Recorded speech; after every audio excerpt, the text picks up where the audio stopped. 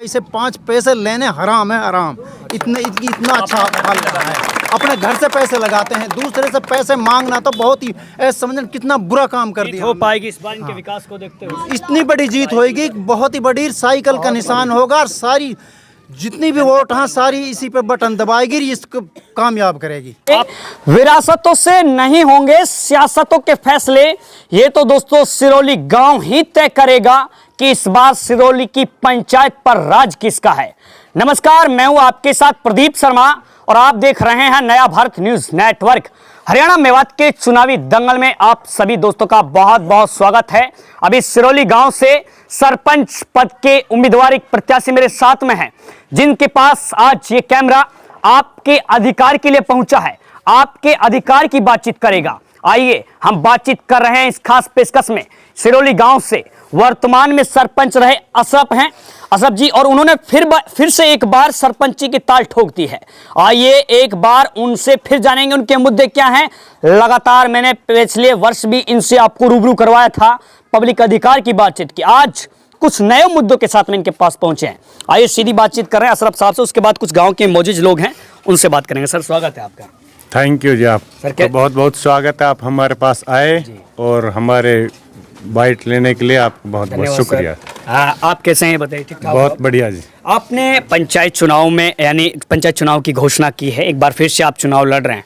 पहली बार तो आपने जिस तरीके से 5 साल वर्क किया है, पंचायत के लोगों की सेवा की है, कैसा लोग आपको कोऑपरेट कर रहे हैं, कितना समर्थन मिल रहा है आपको? मुझे बहुत अच्छा कोऑपरेट कर रहे हैं और मैंने अच्छी सेवा की है, निष्पक्ष काम किए हैं। गांव में एक भी रास्ता सही नहीं था, हर रास्ते में बढ़िया निष्पक्षता से मैंने किसी से ये नहीं कहवाया कि मेरी रास्ता बनेगा। अच्छा। जो भी रास्ता खराब था मैंने खुद ने जाके देखा और उसको बनवाया है। जी, बहुत बेहतरीन काम किया है। इसमें हम भी आपकी सिफारिश इसलिए करेंगे क्योंकि पत्रकारिता से हटके हम भी अपनी कार लेके आए तो ठीक ठाक आ गए हैं वैसे यहाँ पे ना, आपको सारे रास्ते ही बढ़िया मिलेंगे। बिल्कुल ऐसा ही है सर। जी। दूसरी, आपको नो डिस्ट्रिक्ट देख रहा है, तमाम अफसर आपको देख रहे हैं जो आने वाले समय में यदि आप सरपंच बने तो आपको ग्रांट भी देंगे, और वो लोग देख रहे हैं जो आपको एक ही अंगूठे से सरपंच बनाएंगे। पूरा गांव लाइव सुन रहा है।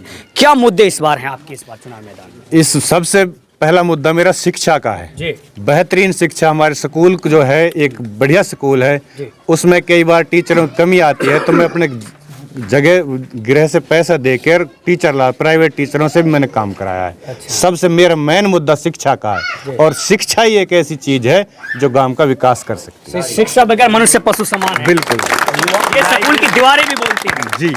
तो ऐसे में आपको अब नेटवर्क के माध्यम से आपको पूरा गांव सिरौली सुन रहा है, आप क्या अपील करना चाहेंगे? आप चुनाव लड़ रहे हैं, आपके गांव से और भी कई दावेदार हैं, वो भी अपना आपको जीत हासिल कर पा रहे हैं। देखो जी, दावेदार तो हर आदमी अपनी कोशिश करे, बाकी मेरे साथ युवा मेरे साथ हैं ज्यादा कर, और मुझे लग रहा है जो स्पोर्ट्स के वो है, और जवानी चलती है उस और जमाना चलता है, वो है, और इंशाल्लाह मेरी जीत जी। एक नौजवान है, आपका नाम क्या है भाई?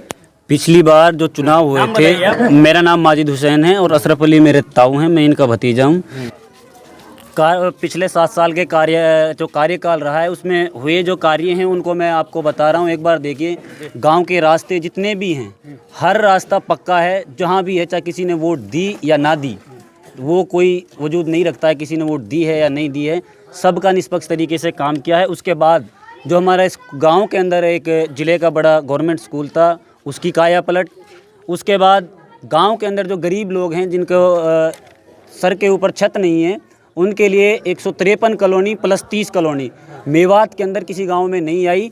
सिंगार है, घासेड़ा है और बिछोर है, ये हमारे गांव के मुकाबले में इनकी आबादी बहुत ज़्यादा है। सिर्फ यही 3 गांव बड़े हमसे आगे हैं, बाकी चौथे नंबर पे आबादी के हिसाब से अगर देखा जाए, अगर रेशियो देखा जाए तो मेवात के अंदर जो हम हैं वो पहले पे आएंगे, अगर रेशियो निकाला जाए जनसंख्या के आधार पे।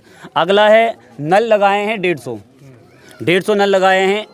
इसके बाद स्ट्रीट लाइट लगाई हैं। गलियों में रात के समय में जो रोशनी होती है उसका अलग ही वो है, ठीक है। 7 साल पहले अगर कोई नमाजी नमाज पढ़ने के लिए भी जाता था तो रास्ते में या तो कपड़े ख़राब होते थे या रास्ते में उसको कीचड़ में रिपट के गिरना होता था। आज वो आंख बंद करके कहीं भी गांव के चारों कोने में कहीं भी निकल जाए, किसी प्रकार की कोई समस्या आती ही नहीं है इस तरीके की। आगे कब्रिस्तान, हमारे यहाँ पे 4 कब्रिस्तान है, चारों की 4 दीवारी और उनमें मिट्टी डलवाने का कार्य क्या है। इसके अलावा आंगनवाड़ी केंद्र नहीं था हमारे गांव में, आंगनवाड़ी केंद्र का निर्माण कराया है।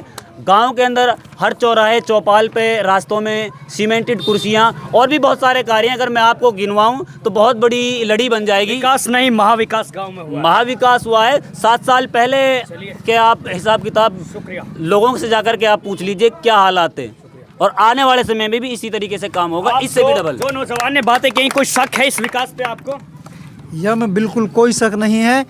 जो हमारे सरपंच साहब का मेन कारण और मेन मुद्दा इससे पब्लिक का प्यार होने का है वो ये है, रात के समय अगर उघाड़ा सो रहा है, किसी ने आके अपनी दुख तकलीफ की आवाज़ दे दी कि भाई सरपंच साहब मुझे यूँ परेशानी है, घर से अपनी गाड़ी लेंगे, अपना पैसा लेंगे, उसके साथ चलेंगे।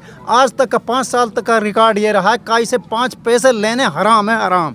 इतना अच्छा हाल रहा है। अपने घर से पैसे लगाते हैं, दूसरे से पैसे मांगना तो बहुत ही समझना कितना बुरा काम कर दिया। हो पाएगी इस बार इनके विकास को देखते हुए? इसकी काम को, इसकी हालत को देख के इतनी बड़ी जीत होगी, बहुत ही बड़ी साइकिल का निशान होगा, और सारी जितनी भी वोट हैं सारी इसी पे बटन दबाएगी, इसको कामयाब करेगी।